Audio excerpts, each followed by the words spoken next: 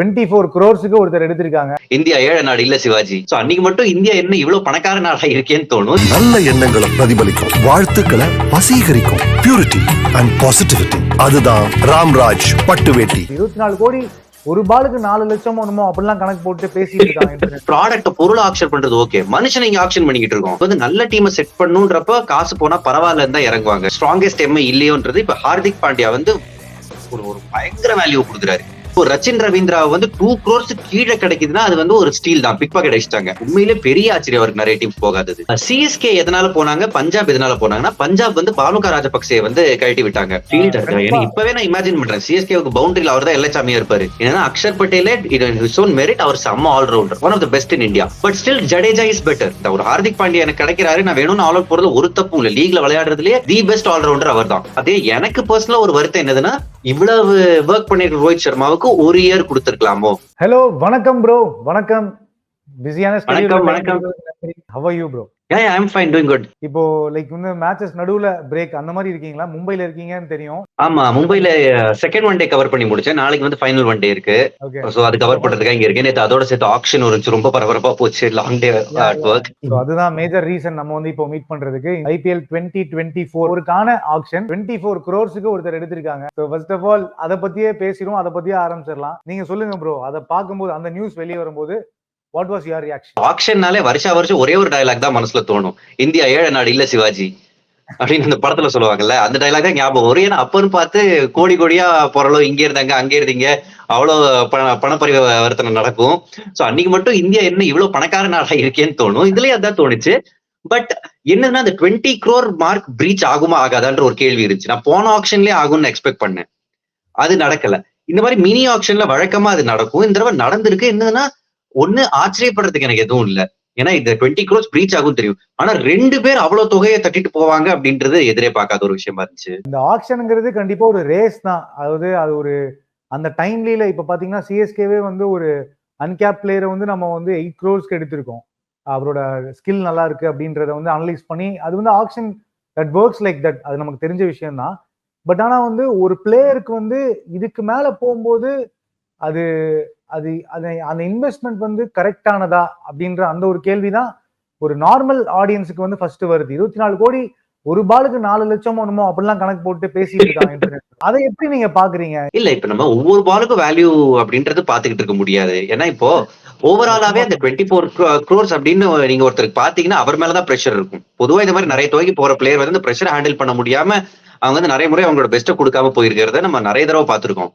இந்த தடவை அது நடக்க வாய்ப்பு இருக்கு. பட் ஆக்ஷன் டைனாமிக்ஸ் உங்களுக்கு வந்து நல்ல டீமை செட் பண்ணுன்றப்ப காசு போனா பரவாயில்லன்னு தான் இறங்குவாங்க எப்பவுமே. சென்னை சூப்பர் கிங்ஸ் பத்தி நம்ம ஃபேன்ஸுக்காக அவங்களோட இந்த ஆக்ஷன் செலெக்ஷன் வந்து பாத்தீங்கன்னா எல்லாரும் சொல்லிட்டு இருந்தாங்க, கிவி சூப்பர் கிங்ஸா மாறின மாதிரி ஒரு பிளேவர் தெரியுது அப்படின்லாம் கூட சொன்னாங்க. ஸோ அது தெரிஞ்ச விஷயம் தான். நம்ம ஸ்டீஃபன் உள்ள இருக்காரு. But how happy are you இந்த வருஷம் சிஎஸ்கேவோட ஆக்ஷன் பொறுத்த வரைக்கும்? How happy are you? ரொம்ப ரொம்ப நல்லா இருந்துச்சு சிஎஸ்கேவோட ஆக்ஷன். ஏன்னா வழக்கமா மும்பை இந்தியன்ஸ் தடவை இருந்தாங்கல்ல, அந்த நிலைமை தான் சிஎஸ்கே இருப்பாங்க. ஏன்னா பட்ஜெட் ரொம்ப கம்மியா இருக்கும், ஒரு பிளேயரை சேஸ் பண்ணிட்டு போவாங்க, கடைசி வரைக்கும் போக முடியாத ஒரு நேரம் வரும். சோ அந்த மாதிரி இருப்பாங்க. இந்த தடவை அது பண்ணவே இல்லை. ஆரம்பத்துல இருந்தே அவங்க வந்து பிட்டிங்ல இருந்துகிட்டே இருந்தாங்க. சோ ரச்சின் ரவீந்திரா வந்து 2 crores கீழே கிடைக்குதுன்னா அது வந்து ஒரு ஸ்டீல் தான். பிக் பாக்கெட் அடிச்சிட்டாங்க, அது வந்து ஒரு ஸ்டீல். அதுக்கப்புறம் அவங்க கிட்ட காசு இருக்குன்றதுனால மிச்சல். ஆரம்பத்துல நான் என்ன நினைச்சேன்னா 2 பேர்ல ஒருத்தருக்கு போவாங்க, யாராவது ஒருத்தருக்கு 10 crores சேஸ் பண்ணுவாங்க, இன்னொருத்தங்க கிடைக்கலன்னா விட்டுலாம்னு நினைப்பாங்க. பட் ஒருத்தரை 1.5 கோடி எடுத்துட்டு இன்னொருத்தருக்கு வந்து சேஸ் பண்ணிட்டு போலான்ற ஒரு ஒரு இது அந்த மாதிரி நடந்துருச்சு. சோ அப்ப ரொம்ப ரொம்ப இன்டெலிஜென்ட்டா கையாண்டாங்க சென்னை சூப்பர் கிங்ஸ். அவங்களோட ஆக்ஷன் ஸ்ட்ராட்டஜி ரொம்ப நல்லா இருந்துச்சு. அண்ட் ஒரு பிளேயர் அந்த டெபியூட் சமீர் ரிஸ்விக்கு போயிருக்கிறது, இதுவும் வந்து ஒரு லேண்ட்மார்க் நான் பாக்குறேன் சிஎஸ்கேயோட ஆக்ஷன் ஸ்ட்ராட்டஜில. ஏன்னா வழக்கமா நான் அந்த ஆக்ஷன் டேபிள் இருந்தவங்க கிட்டே பேசியிருக்கேன். அவங்க முன்னாடி என்ன சொல்லுவாங்கன்னா, சிஎஸ்கே வந்து இந்த ஃபுட்பால் ரியால் மெட்ரிட்னு சொல்லுவாங்க. ஒரு டீம் இருக்கு, அந்த டீம் வந்து பிளேயர்ஸ் உருவாக்கலாம் மாட்டாங்க. ஏற்கனவே உருவாகி செம்மையா இருக்கிற பிளேயரை அவங்க வந்து எடுத்து வச்சுப்பாங்க, எங்க டீமுக்காக விளையாடி சாம்பியன்ஷிப் வாங்கி கொடுங்கன்ற அந்த ஒரு ஸ்ட்ராட்டஜி இருக்கும். பட் இந்த தடவை ஃபியூச்சரிஸ்டிக்கா யோசிச்சிருக்காங்க. ரொம்ப ஃபியூச்சரிஸ்டிக்கா யோசிச்சு, ஓகே எம்எஸ்டி இல்லாதப்போ நமக்கு ஒரு பினிஷர் வேணும், அவரை இப்பல இருந்தே க்ரூம் பண்ணலாம்னு சொல்லிட்டு ஒரு டெபியூட்டாண்டுக்கு 8 கோடிக்கு போன மாதிரி இருந்துச்சு. Correct bro. அதாவது 8.4 வந்து 8.4 crores சமீர் ரிஸ்வி அவர் வந்து பிக் பண்ணிருக்காங்க. அண்ட் வந்து நீங்க சொன்ன மாதிரி ரச்சின் ரவீந்திரா அவர் வந்து இப்போ ஒரு அப்கமிங் ஒரு சரியான ஒரு நம்ம இந்தியன் சப்கான்டினென்ட்ல கூட சூப்பரா ஆடக்கூடிய ஒரு பிளேயரா தான் தெரிஞ்சாரு. கடந்த சீரீஸ்லயும் சரி, நம்ம வேர்ல்ட் கப்லயுமே நம்ம அதை பார்த்தோம். ஸோ அந்த வகையில வந்து எங்களுக்கு ஆக்சுவலி ஆச்சரியமா இருந்தது. ஏன்னா வேற எந்த டீமுமே போல. உங்களுக்கு அது சர்ப்ரைசிங்கா இருந்ததா? ரொம்ப ரொம்ப சர்ப்ரைசிங்கா இருந்துச்சு. ஏன்னா ஒவ்வொரு டீமும் அவங்களோட ஸ்ட்ராட்டஜியோட வராங்க. இது உண்மையிலேயே எனக்கு பெரிய ஆச்சரியம். ஏன்னா மினிமம் வந்து ஒரு 5 கோடி 6 கோடிக்காவது போவாருன்னு நான் நினைச்சேன் ரச்சின் ரவீந்திரா. பட் டீம்ஸ் என்ன பாத்துருக்காங்கன்னா அவரோட T20 ரெக்கார்ட் அவ்வளவு நல்லா இல்ல. T20ல அவரோட ஆவரேஜ் வந்து வெறும் 16 தான். அவ்வளவு விளையாடினது இல்ல. சோ அவ்வளவா ரன்ஸும் இல்ல.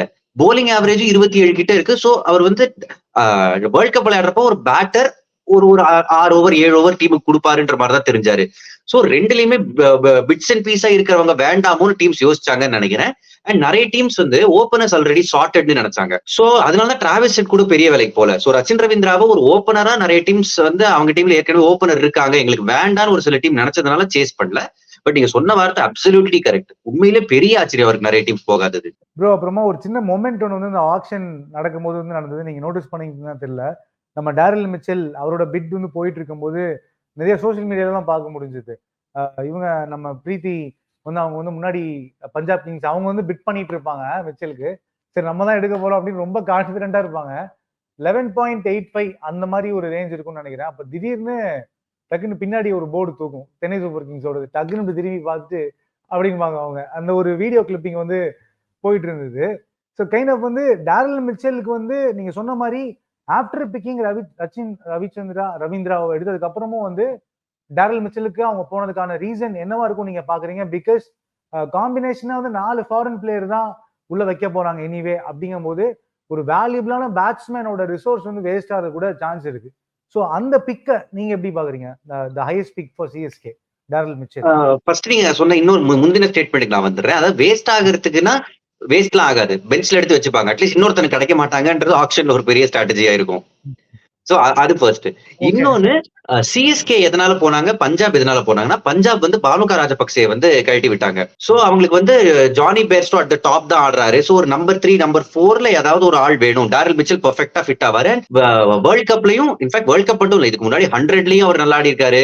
எந்த கவுண்டி கிரிக்கெட்லயும் அவர் வந்து நல்லா ஆடி இருக்காரு. டெஸ்ட் மேட்சஸ்ல அகைன்ஸ்ட் இங்கிலாந்து ரொம்ப நல்லா ஆடி இருக்காரு. இப்ப சப்கான்டினென்ட்லயும் ப்ரூவ் பண்ணி ஸ்பின்னர்ஸ் நல்லா அடிச்சாரு. சோ மிடில் ஓவர்ஸ்ல ஸ்பின்னர்ஸ் போடுறப்ப அடிக்கிற ஒரு பேட்டர் வேணும். அவருக்கு பயங்கர ஹைட், சோ லாங் ரீச் இருக்கும். ஸ்பின்னர்ஸ் நல்லா ஆடுறாரு அப்படின்றதுனால அவங்க போனாங்க. சிஎஸ்கேவுக்கும் அதே மாதிரி ஒரு வாய்ட் இருந்துச்சு. ஒரு அம்பட்டி ராயுடு இல்லாத ஒரு இதை தீக்கணும், அந்த இடத்த தீக்கணும்.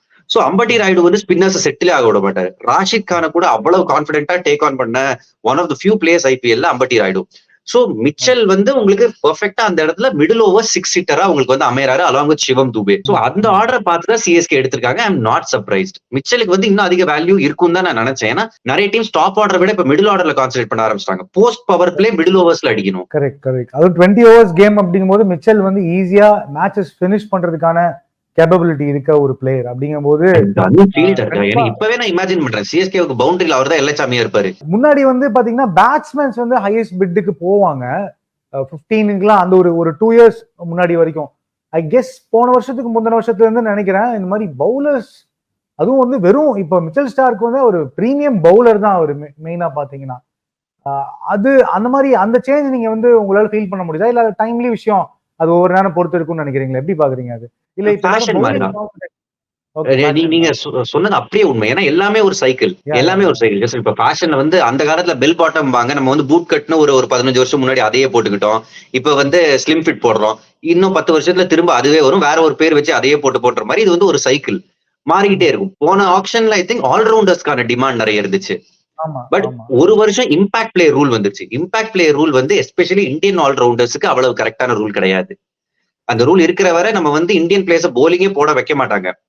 ஜஸ்ட் ஒரு ஸ்பெஷலிஸ்ட் இன்னொரு ஸ்பெஷலிஸ்ட ஸ்வாப் பண்ணிப்பாங்க. சோ ஆல்ரவுண்டர்ஸ் வளர மாட்டாங்க. சோ ஸ்பெஷலிஸ்ட்கான டிமாண்ட் கூடுது.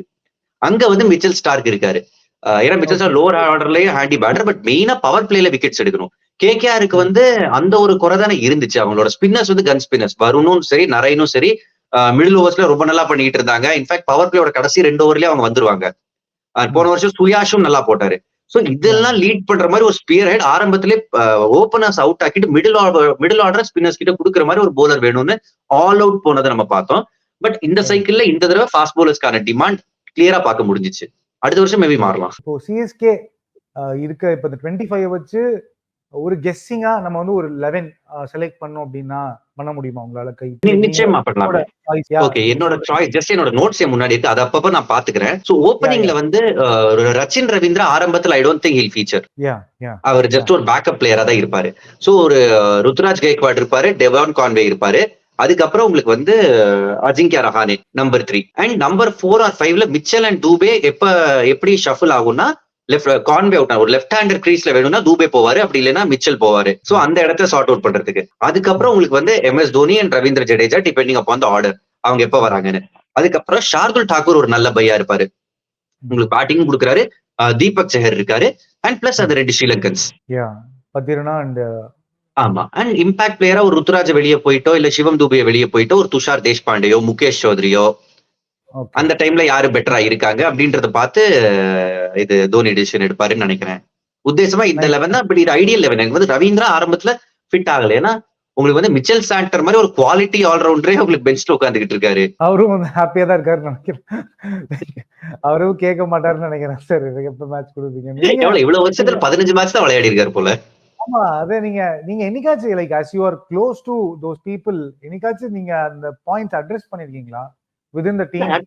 என்னன்னா இப்போ நம்ம வேர்ல்ட் கப்ல இந்தியன் டீம் நடந்துச்சுல, உங்களுக்கு ரவீந்திர ஜடேஜா டீம்ல இருக்கும்போது அக்ஷர் பட்டேலுக்கு இடம் இல்ல. ஏன்னா அக்ஷர் பட்டேலே his own merit, அவர் செம்ம allrounder, one of the best in India. But still Jadeja is better. Correct. So அந்த ஆஸ்பெக்ட்ல தான் சாண்டர் வந்து மாட்டிப்பாரு. ஜடேஜா இருக்கிற வரை சாண்டருக்கு வந்து வாய்ப்பு இருக்காது. Correct bro. இப்ப இந்த ஆர்டர்ல இன்னொரு மிஸ்ஸா வந்து இப்போ மோயின் அலி அவருக்குமே வந்து இந்த மிச்சல் வரும்போது அந்த வாய்ப்பு தவற விடுன்றீங்க, லைக் அவருக்கு கிடைக்காது. மோயின் அலிக்கு பதிலாக தான் ரவீந்திராவை எடுத்தாரு நான் நினைக்கிறேன். ஏன்னா தேவைப்பட்டுச்சுன்னா ஒரு ஸ்பின் ட்ராக்னா எனக்கு மிச்சல் வேண்டாம் அப்படி கூட யோசிக்க வாய்ப்பு இருக்கு. மோயின் அலியை பொறுத்தவரை ECB வந்து இங்கிலீஷ் கிரிக்கெட் போர்டு வந்து இன்னும் அப்ரூவல் கொடுக்கல. பிளேயர் வந்து கம்ப்ளீட் அவைலபிலிட்டின்னு கொடுக்கல. இப்ப வெஸ்ட் இண்டீஸோ ஆப்கானிஸ்தானோ இந்த மாதிரி கண்ட்ரிஸ் கொடுத்துட்டாங்க IPL விளையாடுற பிளேயர்ஸ் அதுல போய் விளையாடிக்கலான்னு. இங்கிலாந்து வந்து அந்த IPL முடிஞ்ச உடனே T20 வேர்ல்ட் கப் வருதுன்றதுனால பிளேயரோட ஃபிட்னஸ்ல கவனம் செலுத்தணும். பிளஸ் அவங்க வந்து டிஃபெண்டிங் சாம்பியன்ஸா ODI வேர்ல்ட் கப்ல வந்து கோட்டை விட்டாங்க, குவாலிஃபை கூட ஆகல நாக் அவுட் ஸ்டேஜுக்கு. வேற T20 வேர்ல்ட் கப் வந்து அவங்க தான் டிஃபெண்டிங் சாம்பியன்ஸா இருக்காங்க அப்படின்றதுனால கூடுதலா கவனம் செலுத்துறாங்க. பிளேயர்ஸோட ஒர்க் லோட் மேனேஜ்மெண்ட்ல அவங்க வந்து இன்னும் உன்னிப்பா கவனிக்க போறோம்னு சொல்லிட்டு பிளேயர்ஸ் ரிலீஸ் பண்றதுல ஒரு மாதிரி தயக்கம் காட்டுறாங்க. இப்ப ஜோஃப்ரா ஆர்ச்சர் கூட MIக்கு ஆட மாட்டாருன்ற மாதிரி தகவல் வாய்ப்பே இல்ல. ஜோஃப்ரா ஆர்ச்சர் தான் விட்டாச்சு. அதான் அவரு அதனாலதான் ரிலீஸ் பண்ணாங்கன்ற மாதிரியே கூட சொல்லியிருந்தாங்க. And one more important thing, இந்த IPL ஆக்ஷனுக்கு எல்லாம் முன்னாடி ஒரு புயலும் நடிச்சது, அதுதான் மும்பை இந்தியன்ஸ்க்கு ஹர்திக் பாண்டியா. நான் இன்னும் மிச்சம் பத்தி தான் பேசிட்டு அந்த புயல் இல்ல, அதுக்கு அதை விட ஒரு பெரிய புயல் அடிச்சது ப்ரோ. ஏன்னா வந்து GT வந்து லைக் ஒரு அவர் கேப்டனா GTக்கு வந்த அது வந்து ஒரு பெரிய ஒரு எமோஷன் இருந்தது. 2 ஃபைனல்ஸ் 2 சீசன்ல அப்படிங்கிறது ஒரு பெரிய விஷயம்தான். அப்படி இருக்கவர் வந்து திரும்ப அங்க போய் அதுவும் ரோஹித் சர்மா கேப்டன் பண்ணாம இவர் கேப்டன் ஆறாரு அப்படின்ற அந்த விஷயம். ஸோ 2 டிசப்பாயின்மெண்ட்ஸ் 2 ஃபேன்ஸுக்குமே பாத்தீங்கன்னா ஈக்குவலி டிசப்பாயிண்டட். இங்க இருந்து ஹர்திக் பாண்டியா போயிட்டாருன்றது இவங்களுக்கு டிசப்பாயின்மெண்ட், அங்க வந்து ரோஹித் சர்மாவை கேப்டன் பண்ண முடியலன்றது அங்க இருக்க ஒரு ஃபேன்ஸுக்கான டிசப்பாயின்மெண்ட்ஸ் மத்தியில இந்த ட்ரேட் தேவையா? இது எப்படி நீங்க பாக்குறீங்க? இல்ல, உங்களுக்கு வந்து இது கடைசியில பிசினஸ்ல இருக்காங்க. அந்த டீமை நடத்துறவங்க வந்து இந்தியாலே பெஸ்ட் பிசினஸ்மேன். சோ அவங்க வந்து பிசினஸ்க்கு எது நல்லதோ அவங்க தான் பாப்பாங்க. சென்டிமெண்ட்டுக்கு அவங்க வேல்யூ கொடுக்க தேவையில்லை. அதுபடி பார்த்தா அவங்க எடுத்த டிசிஷன் கரெக்டா. ஒரு ஹார்திக் பாண்டியா எனக்கு கிடைக்கிறாரு, நான் வேணும்னு ஆல் அவுட் போறது ஒரு தப்பும் இல்ல. லீக்ல விளையாடுறதுலயே தி பெஸ்ட் ஆல்ரவுண்டர் அவர் தான், இன்க்ளூடிங் நான் வந்து ஃபாரினர்ஸ் எல்லாத்தையுமே போட்டுறேன். சோ அவர் வேணும்ன்றத அவங்க பிசினஸ் இதுல போயிருக்காங்க. சென்டிமெண்ட் நீங்க பாத்தீங்க, எனக்கு பர்சனலா ஒரு வருத்தம் என்னதுன்னா இவ்வளவு ஒர்க் பண்ணிருக்க ரோஹித் சர்மாவுக்கு 1 இயர் கொடுத்திருக்கலாமோ. ஏன்னா இது வந்து ஒரு அடுத்த வருஷம் மெகா ஆக்ஷன் வரப்போகுது. சோ எப்பவுமே வந்து ஒரு 3 இயர் சைக்கிளா தான் நடக்கும். சோ இந்த சைக்கிள் ரோஹித் சர்மா உருவாக்குன டீம். சோ அவருக்கு வந்து ஏத்த அந்த இதை கொடுத்துக்கலாமோ. ஒரு ரசிகனா, ஒரு ரோஹித் சர்மா ரசிகனா எனக்கு வந்து ஒரு ஆதங்கம் இருக்கு. பட் ஓவராலா நம்ம கம்ப்ளைண்ட் பண்றது எதுவுமே இல்ல. அவங்க பிசினஸ் பண்றவங்க, இது ஒரு பிரான்சைஸ் பிசினஸ், சென்டிமெண்ட்டுக்கு இடம் இருக்க கூடாது பிசினஸ்ல.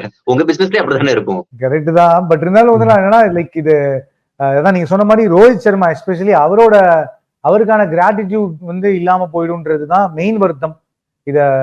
இதுல ஏன் வருத்தப்படுறோம் அப்படின்றது. பட் நீங்க சொன்ன மாதிரி when it comes to business nothing personal. பவுச்சரும் சொன்னாரு இன்றும், அதாவது உள்ளுக்குள்ளேயே ஒரு சில பிளேயர்ஸ்க்கு டிசப்பாயின்மெண்ட் இருக்கும் அப்படின்ற ஒரு விஷயமும் சோசியல் மீடியா எல்லாம் கசிஞ்சுக்கிட்டு இருந்துச்சு. பவுச்சர் அதையே ஆன்சர் பண்ணிட்டாரு, டீமோட கோச் அந்த மாதிரிலாம் எதுவும் இல்லை, எல்லா பிளேயர்ஸ்டையும் சீனியர்ஸ் எல்லாம் டிஸ்கஸ் பண்ணிட்டு தான் இந்த டெசிஷனை எடுத்தோம் அப்படின்னு சொன்னாரு. அதுக்கப்புறம் ட்ரேடிங் பண்ணுவாங்களான்னு கேட்ட கேள்விக்கு பவுச்சரே சொல்லிட்டாரு, நாங்க வந்து இதுக்கப்புறம் எங்க பிளேயர்ஸ் வெளியில ட்ரேட் பண்ண மாட்டோம் அப்படின்ட்டாரு. வேணா வெளியில இருந்து வாங்குவோம். அண்ட் சிஎஸ்கே கூட யாரையும் எடுக்க போறாங்கன்ற மாதிரி பேசிருச்சு. அதுக்கும் சிஎஸ்கே மேனேஜ்மெண்ட்ல இருந்து சொன்னதா நான் ஒரு இடத்துல படிச்சேன், நாங்க அந்த மாதிரி எல்லாம் எடுக்க மாட்டோம் அப்படின்னு. சிஎஸ்கே வந்து ட்ரை பண்றதாகவும் ஒரு பேச்சு வந்தது. அண்ட் ஓகே, இதெல்லாம் ஒரு பக்கம் இருக்கட்டும் ப்ரோ. இன்னொரு பியூட்டிஃபுல்லான விஷயம் இந்த ஆக்ஷன்ல நடந்தது, அதை பத்தி பேசிடலாம்னு பாக்குறேன். என்னன்னா விமென் ஆக்ஷனர் ஒருத்தவங்க லைக் மல்லிகா சாகர், அவங்க வந்து பாத்தீங்கன்னா ஃபர்ஸ்ட் டைம் நம்ம ஐபிஎல்ல வந்து அவங்க வந்து இதுக்கு முன்னாடி வந்து ஆர்ட் ஆக்ஷனரா இருந்தாங்கன்ற மாதிரி ஒரு ஆர்டிகல்ல படிச்சேன். நிறைய 300 ஆர்ட் ஆக்ஷன்ஸ் மேல வந்து கண்டக்ட் பண்ணிருக்காங்க அப்படின்றது அவங்க ஸ்கில்ல தெரிஞ்சுது.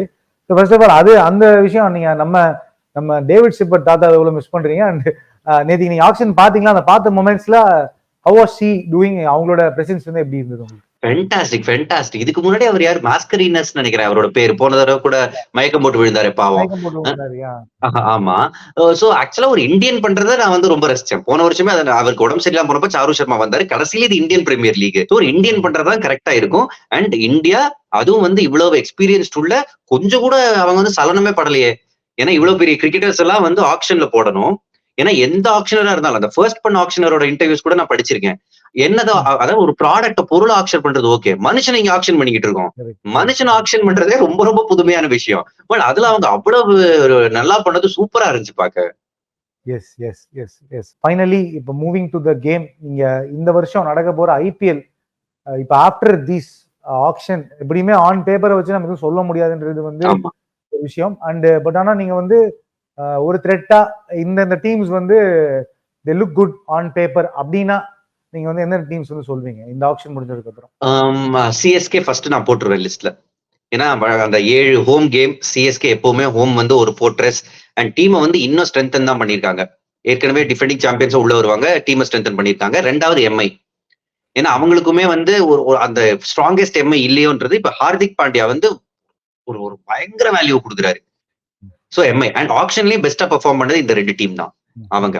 அதுக்கப்புறம் நான் வந்து குஜராத் பார்க்க இன்ட்ரெஸ்டிங்கா இருக்கும். நான் குஜராத் இந்த தடவை போடுவேன் லிஸ்ட்ல. என்னதான் ஹார்திக் பாண்டியா போனாலும் முடிஞ்ச அளவுக்கு இங்க இருந்து கொஞ்சம் அங்க இருந்து கொஞ்சம்னு ரீப்ளேஸ்மெண்ட் எடுத்திருக்காங்க. சோ அவங்க பேரை வந்து நான் 3rd போடுவேன். இதுதான் என்னோட டாப் 3. இன்னும் ஏதாவது ஒரு பேர் எதிர்பார்க்கறீங்களா? இன்னும் ஒரு பேர் நம்ம பிளே ஆஃப்ஸ்க்கு அந்த மாதிரியே. ஓகே, இன்னும் ஒரு பேர்னா எனக்கு வந்து லக்னோ நல்லா இருக்கிற மாதிரி தெரியுது. லக்னோ இஸ் ஆல்சோ குட்ல. லக்னோ வந்து டர்னருமே ஆக்சுவலி நம்ம பிக்சர்ஸ்ல வந்து உங்களுக்கு ஒர்க் ஆகும் தான் நினைக்கிறேன் இல்லையா ப்ரோ? லக்னோ அவரெல்லாம் ஆடவே, அது வந்து ஜஸ்டின் லாங்கர் வந்தாருன்றனால கூட வந்த மாதிரி தான் இருந்துச்சுங்க எனக்கு.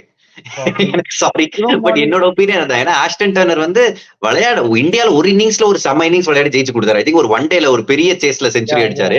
பட் அவரை தவிர பெருசா இல்ல. எனக்கு என்ன பிடிச்சிருக்குன்னா அங்க வந்து கேஎல் ராகுல் மிடில்ல தான் ஆட போறேன்ட்டாரு. So Quinton de Kock and Devdutt Padikkal ட்ரேட்ல எடுத்தாங்க, அவங்க ஆர்ஆர் கிட்ட இருந்து வாங்கினாங்க.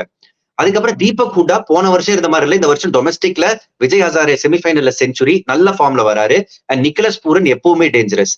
சோ உங்களுக்கு குணால் பாண்டியா, அதுக்கப்புறம் Ravi Bishnoi, mark would, fast bowling தான் எனக்கு வந்து அங்க கொஞ்சம் வீக்னஸ் தெரியுது. பட் ஸ்டில் ஐ திங்க் பேட்டிங்ல வந்து குவிண்டன் டிகாக், கேஎல் ராகுல், நிக்கலஸ் பூரன் ஒவ்வொருத்தருக்கும் ஒரு 2 பிளேஸ் கேப் விட்டாங்கன்னா அது 3 பேர்ல 2 பேர் கிளிக் ஆனா கூட ஒரு பெரிய ஸ்கோர் அடிப்பாங்க. பிளஸ் லக்னோ ட்ராக் கொஞ்சம் பெட்டர் ஆகணும், போன வருஷம் அந்த மாதிரி இருக்கு கூட. Lucknow is also looking good ஒரு டீமா பார்க்கும்போது. பார்க்கலாம் எல்லாமே, ஆனா வந்து நடக்கும்போது தான் நமக்கு தெரியும் என்ன நடக்க போகுது அப்படின்றது. Thanks for joining now. நம்ம உங்க கூட பேசுனது நல்லா இருந்தது. தேங்க்யூ. வீடியோல திரும்ப மீட் பண்றோம். Thank you so much for your time. Thank you. Take care. Bye. நல்ல எண்ணங்களை பிரதிபலிக்கும், வாழ்த்துக்களை வசீகரிக்கும் பியூரிட்டி அண்ட் பாசிட்டிவிட்டி. அதுதான் ராம்ராஜ் பட்டு வேட்டி.